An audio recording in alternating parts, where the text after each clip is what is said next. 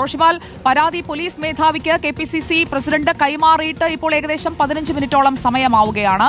ഈ പരാതി കൂടി വരുമ്പോൾ നിലവിൽ അന്വേഷിച്ചുകൊണ്ടിരിക്കുന്ന പരാതിക്ക് കൂടുതൽ ബലം കൈവരികയല്ലേ? അതായത് ഒരു അതിക്രമത്തിനിരയായ അയാൾക്ക് നേരിട്ടതും ഇതേപോലെ തന്നെ ഗർഭിണിയാക്കും എന്ന് പറഞ്ഞുകൊണ്ട്, അല്ലെങ്കിൽ ഗർഭിണിയാകാൻ തയ്യാറായിക്കോളൂ എന്നുള്ള ഒരു സന്ദേശം ഈ രണ്ടിടത്തും കോമൺ ആയിട്ടുള്ള ചില കാര്യങ്ങളില്ലേ? ഇയാളൊരു ലൈംഗിക അതിക്രമം നടത്തുന്ന ഒരു പെർവേർട്ട് സ്വഭാവമുള്ള ഒരാളാണ് എന്നതുകൂടി ഈ പരാതിയിൽ നിന്ന് മനസ്സിലാക്കേണ്ടതല്ലേ റോഷിപാൽ?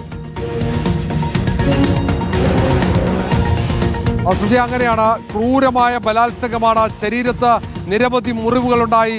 വലിയ ആരോഗ്യ പ്രശ്നങ്ങൾ തനിക്ക് ഈ രാഹുൽ മാങ്കൂട്ടത്തിന്റെ ലൈംഗിക അതിക്രമത്തിൽ ഉണ്ടായെന്ന് പെൺകുട്ടി പരാതിയിൽ പറയുന്നുണ്ട്. ഈ കാര്യങ്ങളൊക്കെ ക്രൈംബ്രാഞ്ചിനെ അറിയിച്ചിട്ടുണ്ട്. പക്ഷേ നിയമപരമായി ഒരു പോരാട്ടത്തിന് തനിക്ക് ധൈര്യമില്ല എന്നാണ് പെൺകുട്ടി പറഞ്ഞത്. ആ ഒറ്റ സാഹചര്യത്തിലാണ് ഈ പരാതിയുമായി മുന്നോട്ട് പോകാൻ തയ്യാറാകാത്തത്. അതിൽ സൈബർ ആക്രമണം പെൺകുട്ടി ഭയക്കുന്നു. രാഹുൽ മാങ്കൂട്ടത്തിനൊപ്പമുള്ളവർ ഏതെങ്കിലും തരത്തിൽ തന്നെ ഉപദ്രവിക്കുമെന്ന ആശങ്ക കൂടി പെൺകുട്ടികൾക്കുണ്ട്. അങ്ങനെ ഒന്നിലേറെ പെൺകുട്ടികളെ ക്രൂരമായി പീഡിപ്പിച്ചു രാഹുൽ മാങ്കൂട്ടത്തിൽ എന്ന് പറഞ്ഞു. അതിൽ രണ്ടാമത്തെ കുട്ടി മാത്രമാണ് രാഹുൽ മാങ്കൂട്ടത്തിൽ. ഇവിടെ അവസാനിക്കുന്നില്ല. ഇനി മറ്റു പെൺകുട്ടികൾ കൂടി പരാതിയുമായി മുന്നോട്ട് വരുമോ എന്നത് പ്രധാനമാണ്. ഏതായാലും സംസ്ഥാന പോലീസ് മേധാവിക്ക് കൈമാറിയ പരാതിയിൽ പോലീസ് എടുക്കുന്ന നിലപാട് ഏറ്റവും പ്രധാനമാണ്. ഈ പരാതിയിൽ തുടർ പരിശോധനകൾ നടത്തേണ്ടിയിരിക്കുന്നു. ഈ പരാതിയിൽ ആ പെൺകുട്ടി ഇനി പരാതി നൽകാൻ തയ്യാറാകുമോ, മൊഴി നൽകാൻ തയ്യാറാകുമോ എന്നത് ഏറ്റവും നിർണായകമാണ്. ആ പെൺകുട്ടി മൊഴി നൽകാൻ തയ്യാറായാൽ രാഹുൽ മാങ്കൂട്ടത്തിനെതിരെ അടുത്ത ബലാത്സംഗ കേസ് രജിസ്റ്റർ ചെയ്യപ്പെടും. ഇപ്പോഴും രാഹുൽ മാങ്കൂട്ടത്തിൽ MLA പദവിയിൽ തുടരുന്നതുകൊണ്ട് പല പെൺകുട്ടികളും പല യുവതികളും പരാതി നൽകാൻ ഭയപ്പെടുകയാണ്. അവർക്ക് രാഹുൽ മാങ്കൂട്ടത്തിലിന്റെ അധികാരത്തെ ഭയമാണ്, രാഹുൽ മാങ്കൂട്ടത്തിലിന്റെ സ്വാധീനത്തെ ഭയമാണ്. അങ്ങനെ രാഹുൽ മാങ്കൂട്ടത്തിലിന്റെ അധികാരത്തെയും സ്വാധീനത്തെയും അതിജീവിക്കാൻ കഴിയുന്നവർ മാത്രമാണ് പരാതിയുമായി ഇപ്പോൾ പരാതി കൈമാറിയ കാര്യം, പരാതി കിട്ടി എന്നുള്ളത് KPCC അധ്യക്ഷൻ സ്ഥിരീകരിക്കുകയും ആ പരാതി DGPക്ക് കൈമാറിയെന്ന് വ്യക്തമാക്കുകയുമാണ്. അപ്പോൾ 2 പരാതികൾ അന്വേഷണ സംഘത്തിന് മുന്നിൽ, ഇരകളായ 2 പേരുടെ പരാതികൾ അന്വേഷണ സംഘത്തിന് മുന്നിൽ നിൽക്കുകയാണ്. കാര്യത്തിന്റെ ഗൗരവം കൂടുകയാണ്. മുൻകൂർ ജാമ്യാപേക്ഷ നാളെ രാഹുൽ മാങ്കൂട്ടത്തിന്റേത് പരിഗണിക്കാനിരിക്കുമ്പോൾ ഈ പരാതിയുടെ ഉള്ളടക്കം കൂടി കോടതിയുടെ മുന്നിലേക്ക് വരികയല്ലേ റോഷിപാൽ?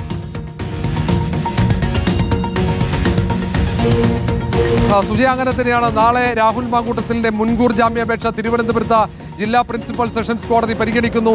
അതിനു മുമ്പേ മറ്റൊരു കുട്ടി, അത് പോലീസിലല്ല പാർട്ടി നേതൃത്വത്തിന്, കോൺഗ്രസ് നേതൃത്വത്തിനാണ് പരാതി നൽകിയത്. പക്ഷേ കോൺഗ്രസ് ഉടൻ തന്നെ അതിൽ അടുത്ത നടപടി സ്വീകരിച്ചു. ഏറെ വൈകാതെ തന്നെ സംസ്ഥാന പോലീസ് മേധാവിക്ക് പരാതി കൈമാറി. ഈ കാര്യം പരാതി നൽകിയ പെൺകുട്ടിയെ അറിയിച്ചു. പെൺകുട്ടിയോട് പറഞ്ഞത് പാർട്ടി പ്രാഥമിക അംഗത്വത്തിൽ നിന്നും രാഹുൽ മാങ്കൂട്ടത്തെ സസ്പെൻഡ് ചെയ്തു, പാർലമെന്ററി പാർട്ടിയിൽ നിന്നും രാഹുൽ മാങ്കൂട്ടത്തെ പുറത്താക്കി. നിങ്ങൾ ഈ പോലീസുമായി നിയമ നടപടിയുമായി അന്വേഷണവുമായി സഹകരിക്കണം. സംസ്ഥാന പോലീസ് മേധാവിക്ക് ഈ പരാതി തങ്ങൾ കൈമാറിയിരിക്കുന്നു എന്നാണ് സണ്ണി ജോസഫ് പെൺകുട്ടിക്ക് മറുപടി നൽകിയിരിക്കുന്നത്. അതുകൊണ്ട് തന്നെ പെൺകുട്ടി പോലീസിന് മൊഴി നൽകുമോ എന്നത് പ്രധാനമാണ്. പോലീസിന് മുന്നിൽ ലഭിച്ചിരിക്കുന്ന മറ്റൊരു തെളിവ് കൂടിയായി ഈ പെൺകുട്ടിയുടെ പരാതി മാറുകയാണ്.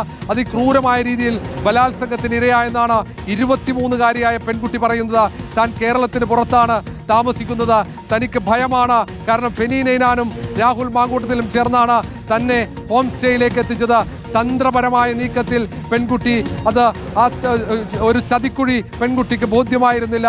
അവിടെ രഹസ്യമായി സംസാരിക്കാമെന്ന് പറഞ്ഞ ആ പെൺകുട്ടിയെ എത്തിച്ച അവിടെ വെച്ച് രാഹുൽ ക്രൂരമായി പെൺകുട്ടിയെ ബലാത്സംഗം ചെയ്തെന്നാണ് പരാതി. അങ്ങനെ ശാരീരികമായും മാനസികമായും തകർന്നുപോയെന്ന് പെൺകുട്ടി പറയുന്നു. ശരീരത്ത് നിരവധി മുറിവുകളുണ്ടായി രാഹുൽ മാങ്കൂട്ടത്തിലെ അതിക്രമത്തിൽ. ഇതേ കാര്യം തന്നെയാണ് നേരത്തെ പോലീസിൽ പരാതി നൽകിയ പെൺകുട്ടിയും പറയുന്നത്. അങ്ങനെ രാഹുൽ മാങ്കൂട്ടത്തിലിന്റെ ക്രൂരമായ ബലാത്സംഗത്തിന്റെ 2ാമത്തെ പരാതി ഇനി അത് പോലീസിലെത്തിയിരിക്കുന്നു.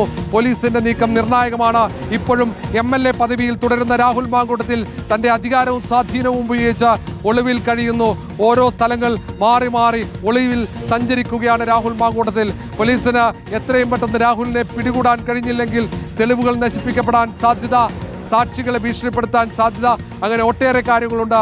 ഫെനി നൈനാൻ കൂടി കൂട്ടുപ്രതിയാകും ഇത് പെൺകുട്ടി മൊഴി നൽകി കഴിഞ്ഞാൽ. കാരണം രാഹുൽ മാങ്കൂട്ടത്തിനൊപ്പം ഉണ്ടായിരുന്നത് ഫെനി നൈനാനാണ്. ഇപ്പോൾ UDFന്റെ സ്ഥാനാർത്ഥിയാണ് ഫെനി നൈനാൻ. നേരത്തെ വ്യാജ തിരിച്ചറിയൽ കാർഡ് കേസിൽ പ്രതിയാണ് ഫെനി നൈനാൻ. അങ്ങനെ വലിയൊരു ക്രിമിനൽ സംഘമാണ് ഈ ബലാത്സംഗ പരമ്പരയ്ക്ക് രാഹുൽ മാങ്കൂട്ടത്തിനെ തീർച്ചയായും ക്രൂരമായ പീഡനമാണ് നടന്നതെന്ന് വ്യക്തമാക്കുന്ന ഒരു പരാതി. ആ പരാതിയുടെ ഉള്ളടക്കം ഞെട്ടിക്കുന്നതാണ്. രാഹുൽ മാങ്കൂട്ടത്തിൽ എങ്ങനെയാണ് പെൺകുട്ടികളെ ഇരകളാക്കുന്നത്? സമൂഹ മാധ്യമത്തിലൂടെ പരിചയപ്പെട്ട് ആ സമൂഹ മാധ്യമ അക്കൗണ്ട് കൈകാര്യം ചെയ്യുന്നത് അഡ്മിനാണെന്ന് പറഞ്ഞ് ടെലിഗ്രാം അക്കൗണ്ടിലേക്കുള്ള വഴിവെട്ടി ടെലിഗ്രാമിലൂടെ ബന്ധം പുനഃസ്ഥാപിച്ച് പിന്നെ അത് പീഡനത്തിലേക്ക് എത്തിക്കുന്നു. അതിന് കൂട്ടുനിൽക്കാൻ ഫെനി നൈനാനെ പോലെയുള്ളവരും. കേരളം ഇത് കാണണം.